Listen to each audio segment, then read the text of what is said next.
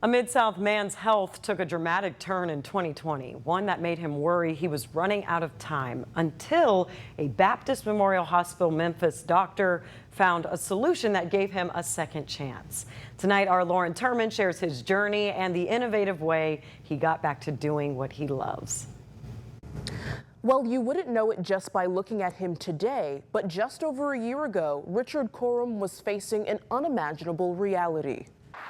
Out on this Cordova golf course, 66-year-old Richard Corum is doing what he loves. I love being around people. I mean, I've always liked that, and these are just an incredible group of folks. He went for a standard doctor's visit, but something much less routine occurred. I got to the doctor's office, and the first thing they do, and did with me, is they ran an EKG. And then this young doctor, cardiologist, he comes back into my office and he looked like he had seen a ghost. And he said, "Mr. Corum, you're having a heart attack right now."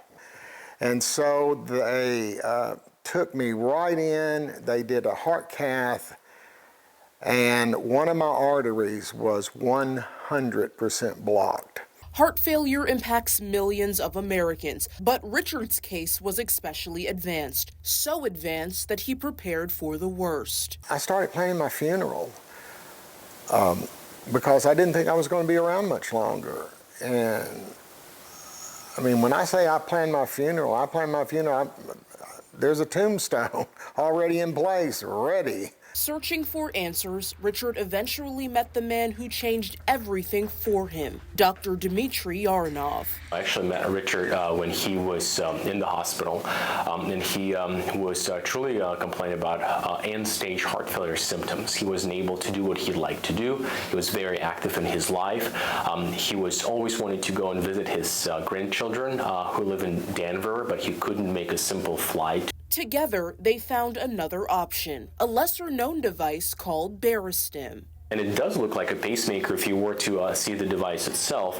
It actually does not go to your heart, which is the trick.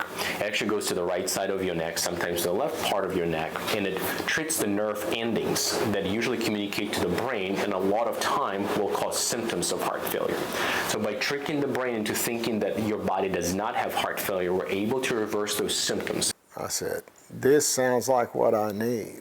1 year later, the difference is night and day. I'll walk 6 miles. I did yesterday, and I'm back at it today, and feel great.